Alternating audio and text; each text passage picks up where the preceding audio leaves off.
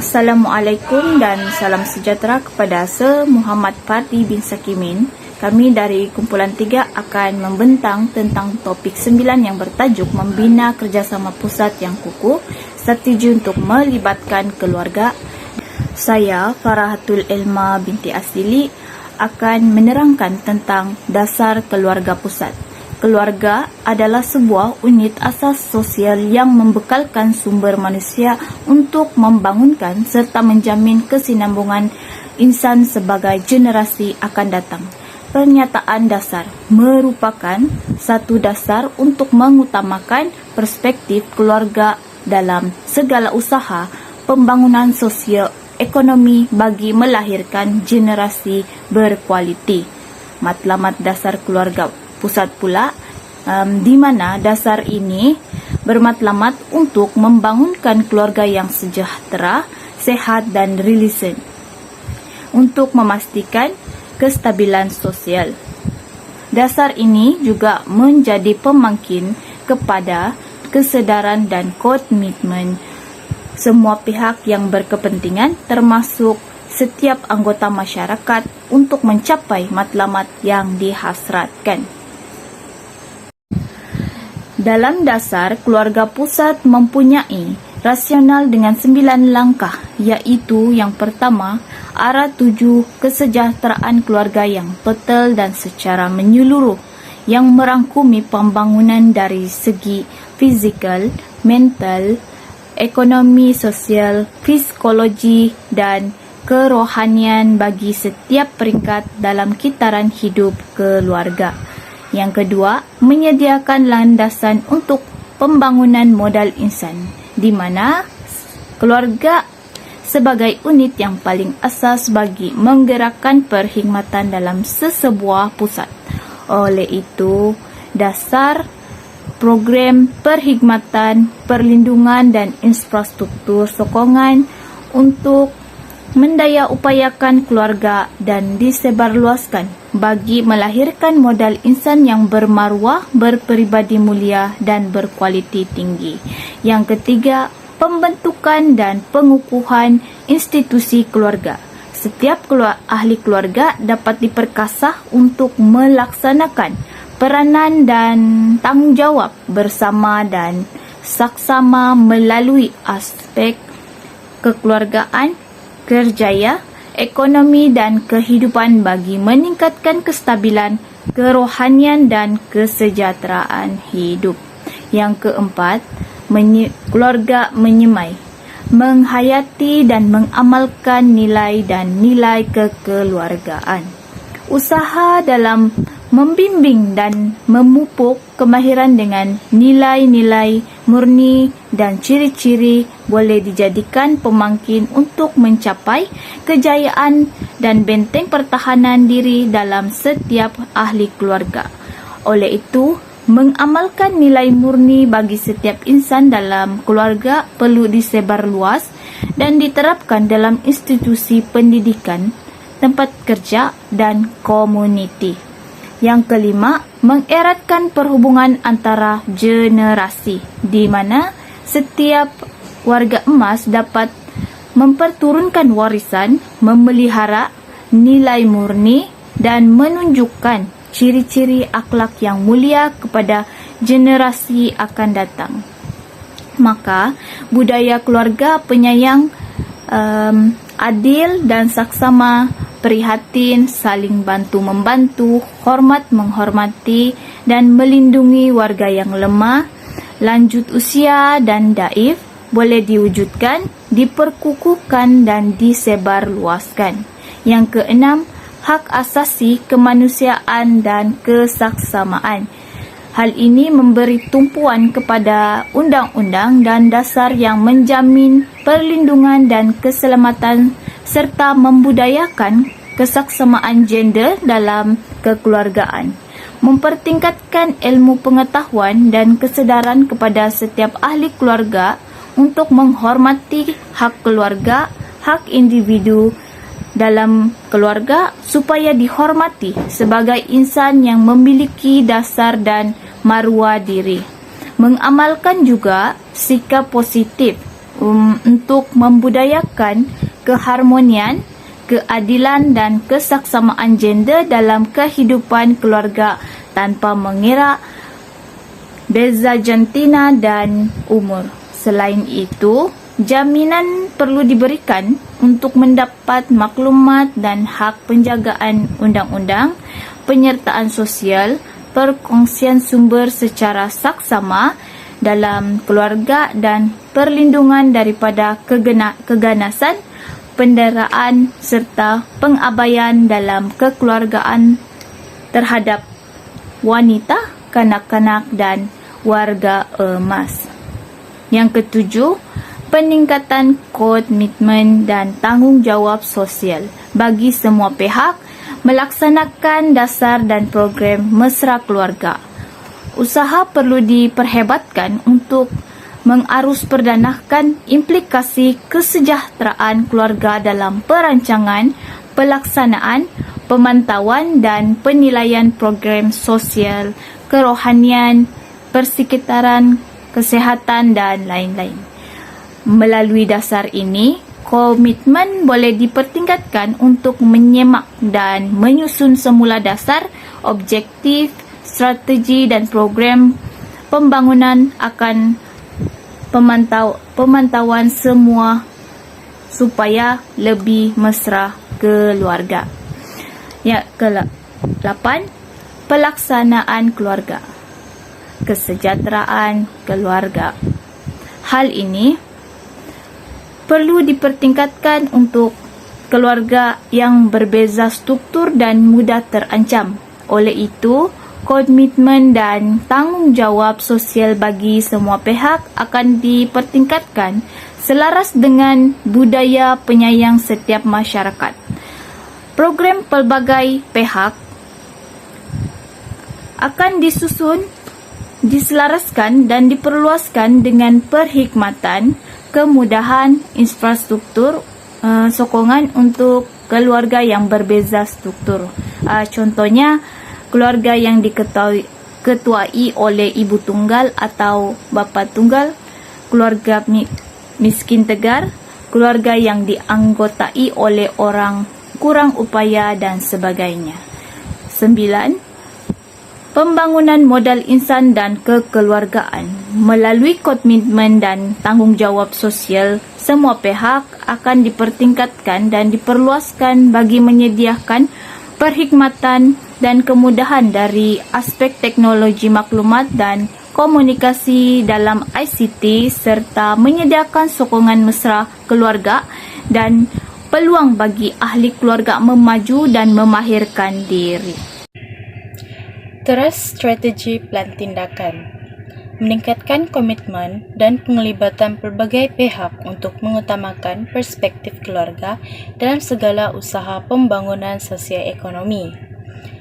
Kedua, memastikan undang-undang, dasar produser serta penguatkuasaan undang-undang dan peraturan mengutamakan perspektif keluarga. Dan yang ketiga, menyediakan dan memastikan program perkhidmatan dan kemudahan mesra keluarga mudah diakses atau dicapai.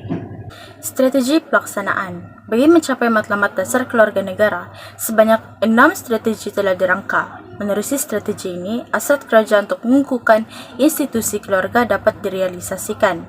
Strategi pelaksanaan yang pertama ialah penyelidikan dan pembangunan dalam kesejahteraan keluarga yang dimana hasilnya dapat digunakan sebagai input kepada penggumpalan dasar dan undang-undang serta perancangan program.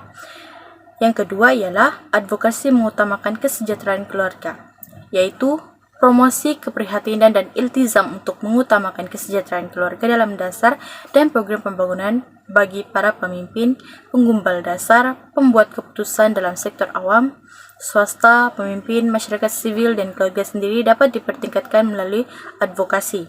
Dan yang ketiga ialah latihan dan pendidikan sepanjang hayat untuk pembangunan modal insan dan keluarga sejahtera, yaitu menyediakan peluang dan prasarana untuk keluarga menyertai program latihan dan pendidikan sepanjang hayat secara formal dan tidak formal untuk menggalakkan keluarga memiliki ilmu dan kemahiran yang relevan bagi membangunkan insan yang mempunyai nilai-nilai murni dan berakhlak mulia. Dan yang keempat ialah Penyediaan kemudahan sumber dan persekitaran yang mendaya upayakan keluarga. Menerusi strategi ini, usaha untuk meningkatkan akses berbagai sumber melalui perkongsian, pertukaran, pengumpulan, dan peningkatan berbagai sumber untuk mengendalikan program, perkhidmatan, dan sistem sokongan serta kemudahan mesra keluarga dapat dilaksanakan. Dan yang kelima ialah perundingan dan perkongsian pintar dalam pelbagai agensi kerajaan, swasta, penubuhan bukan kerajaan, institusi, pengajian tinggi dan komuniti, yang di mana kerjasama yang strategik dan bersepadu antara semua pihak yang terlibat dalam pelaksanaan DKN melalui perkongsian maklumat pakar rujuk, sumber teknikal dan kejurulatihan. Dan yang terakhir ialah pemantauan dan penilaian. Melalui strategi ini, maklum balas dan keberkesanan program terhasil daripada proses pemantauan dan penilaian pelaksanaan plan tindakan keluarga negara dapat dikumpul dan digunakan sebagai input baru untuk merangka minda dasar dan perundangan serta menambah baik program susulan. Nama saya Siti Nur Syakila binti Asmat. Bagi 8 prinsip DKN, yang pertama adalah kekuatan tersendiri. Yang kedua adalah keluarga yang berilmu. Yang ketiga, dasar-dasar mesra keluarga.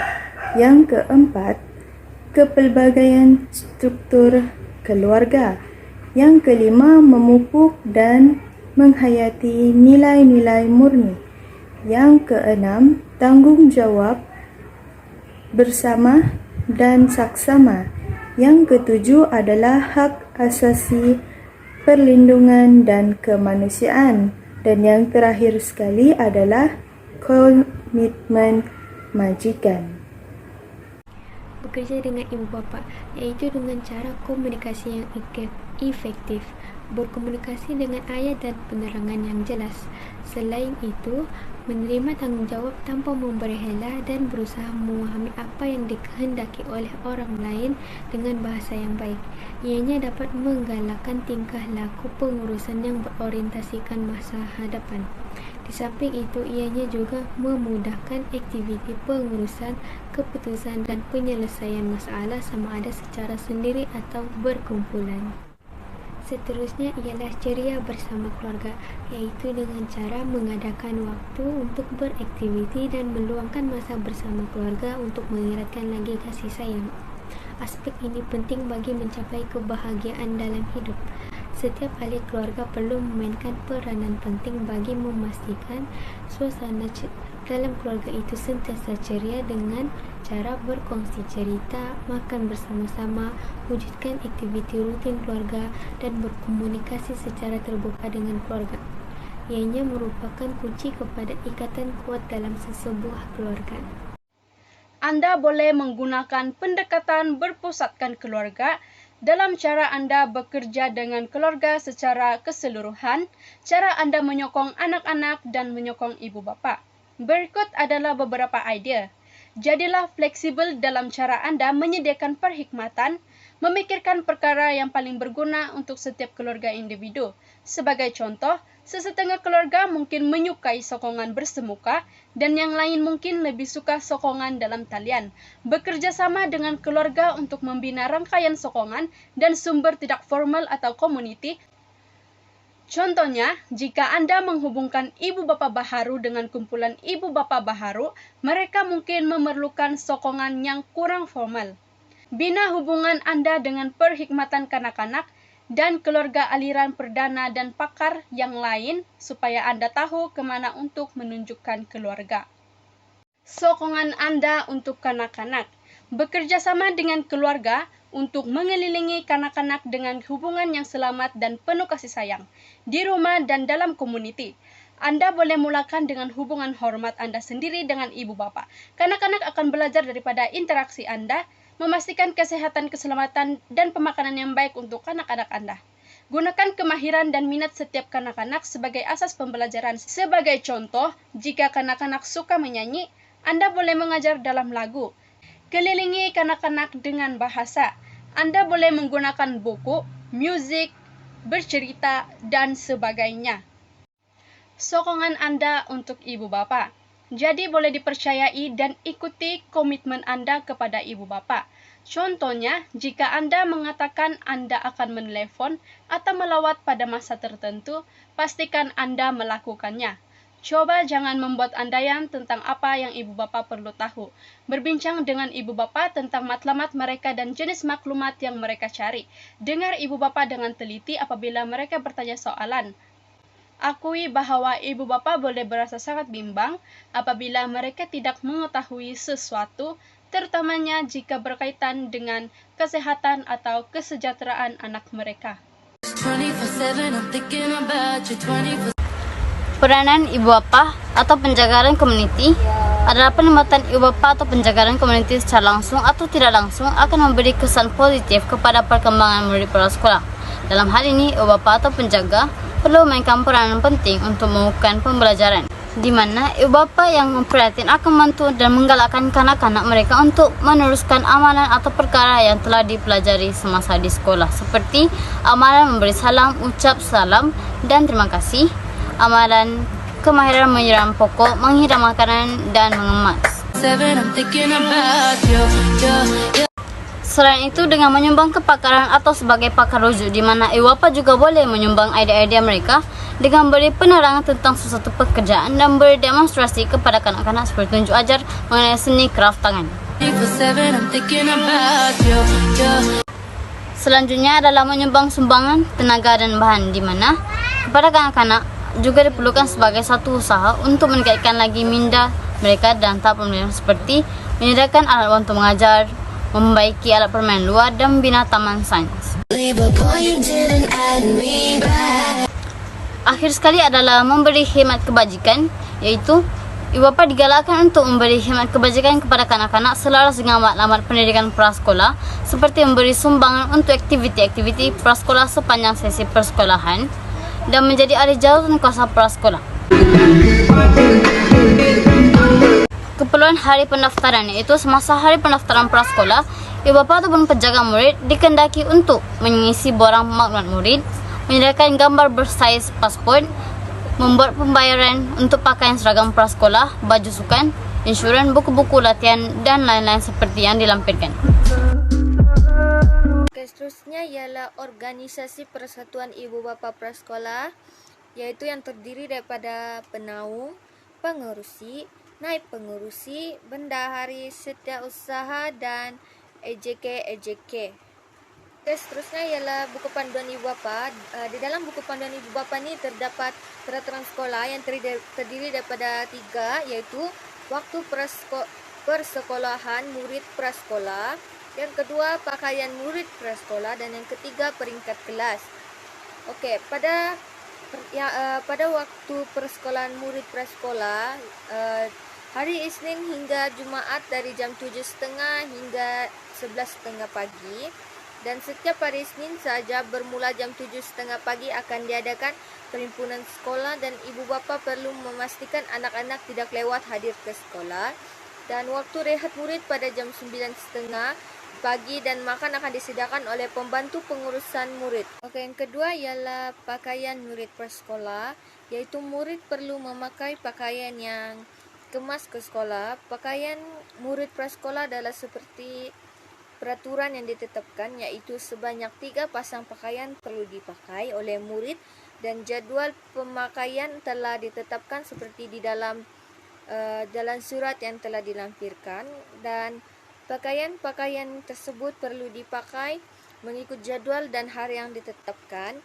Kasut yang dibenarkan hanya kasut sekolah berwarna putih sahaja.